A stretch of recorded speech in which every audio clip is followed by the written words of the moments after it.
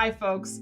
It's clear based on many of these interviews that we are living in precarious times. And that's why it's imperative to build a strategy based around owning physical gold and silver.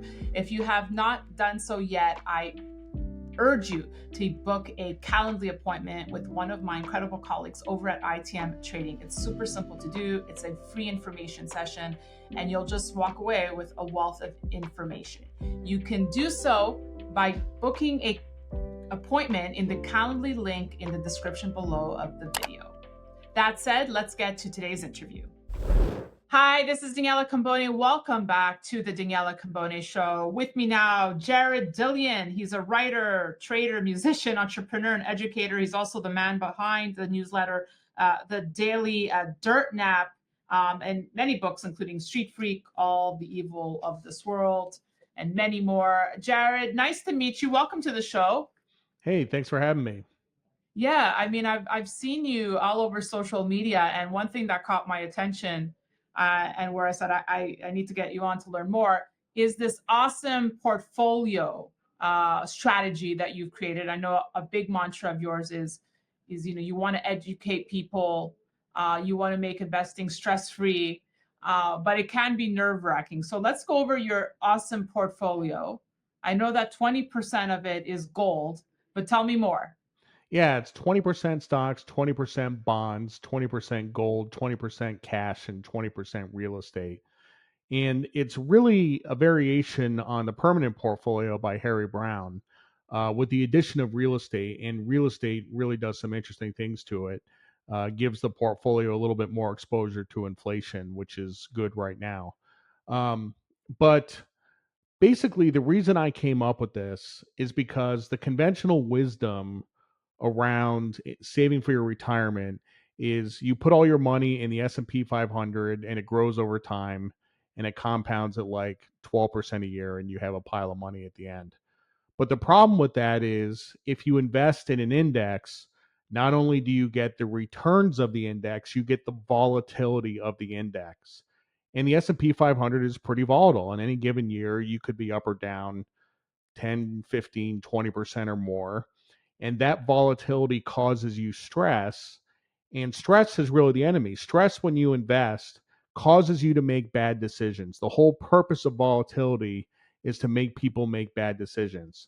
So, for example, if you have a really big drawdown, like you did in 2008 and 2009, that might cause you to panic and sell your investments at the worst possible time, and then you stop compounding. So the awesome portfolio is really the antidote to that. How do you deal with not suffering from fear of missing out? Because many will say, well, the stock market is the ultimate money making machine. And if you skip out on it, well, you could miss out on making tons of cash. So let me go through the numbers. So the stock market over the last 50 years has returned a little over 9% a year. And the awesome portfolio has returned 8.1% a year. So you're really only doing 1% worse. And in return, you're getting about half the volatility. And if you look at drawdowns, the worst drawdown in the history of the awesome portfolio was down 12.2%. The worst drawdown over the same time period for the stock market was down 38% in 2008. In 2008, the awesome portfolio was down 9.8%.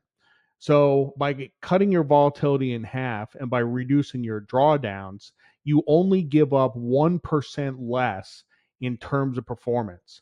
Now, 1% compounded over a number of years ends up being a lot of money. But my point is that fear of missing out doesn't really matter because during the bad times you will engage in suboptimal investor behavior and sell your portfolio at the worst possible time, so you won't realize that 9 point whatever percent.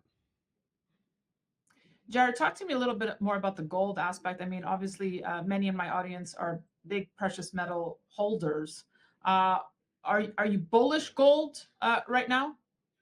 I am bullish gold, but really my feelings on gold don't really enter into it with the awesome portfolio. See, the thing with the awesome portfolio is that gold is the ultimate diversifier, right? Because gold is not correlated to stocks, it's not correlated to bonds.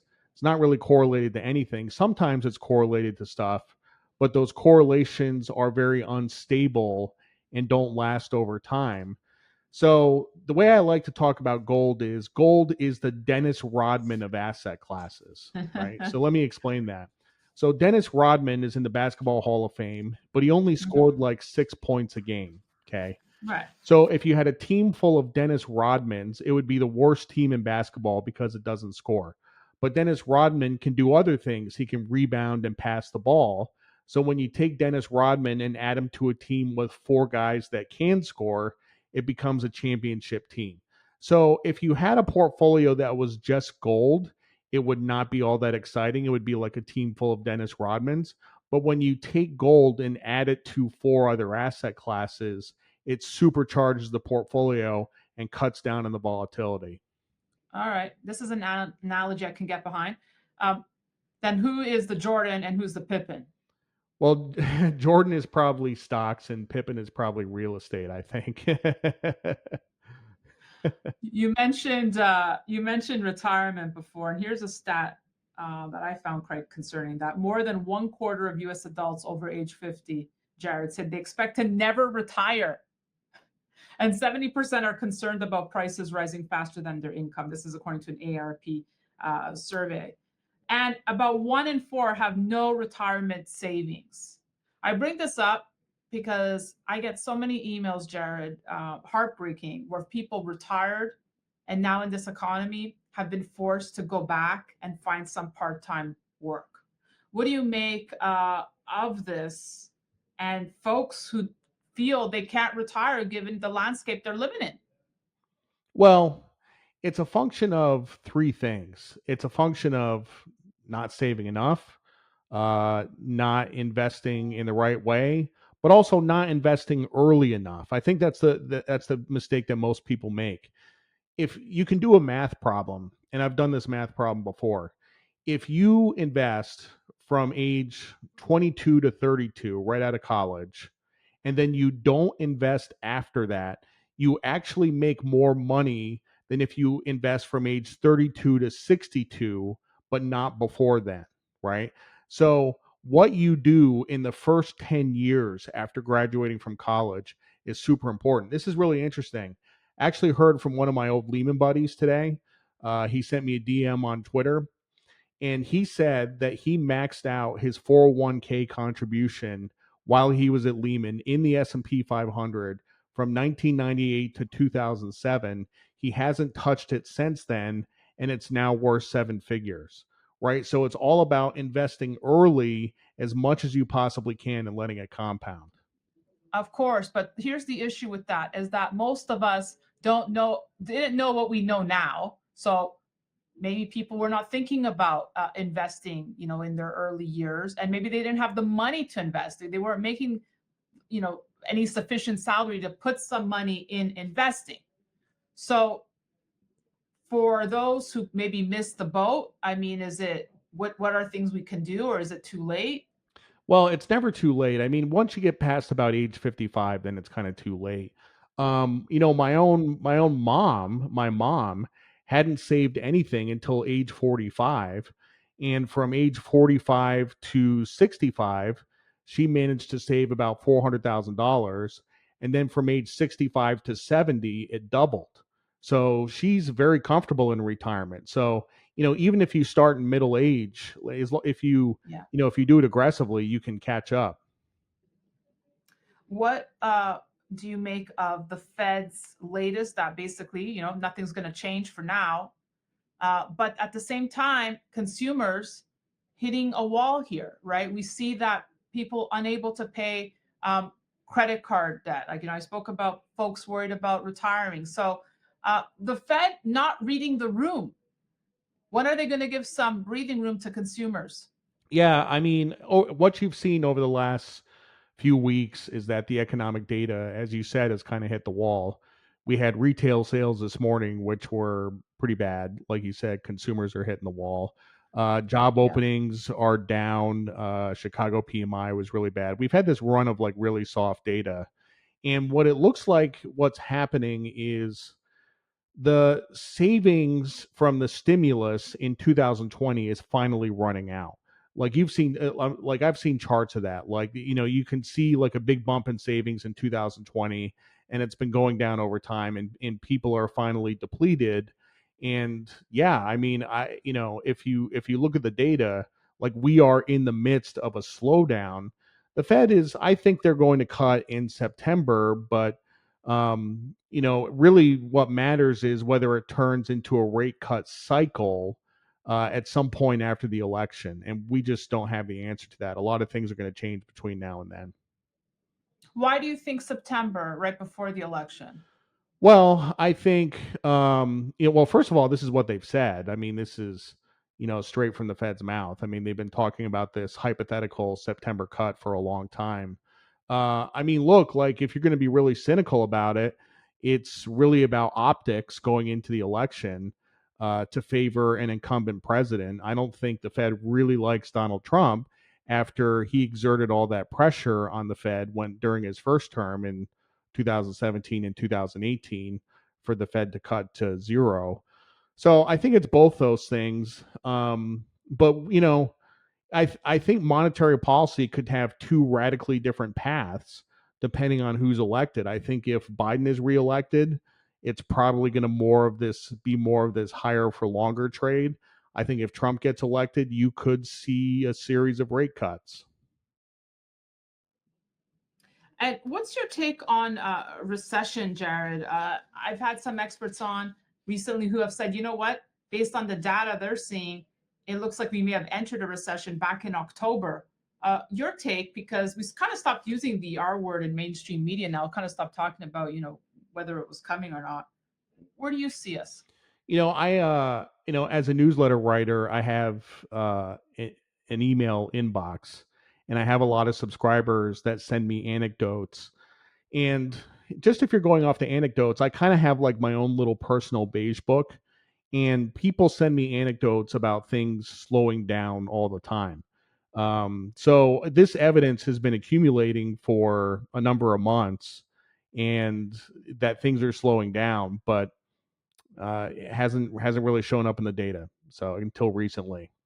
I want to get your thoughts on one last thing before we wrap, Jared. You mentioned obviously the election, and the number one issue for young voters is housing, and how they feel right now they'll never be able to afford a house. Just for some stats, most people are buying their first home right now at 35 compared to somewhere in your 20s back in the 80s. Thoughts on housing, and is the American dream alive or not anymore?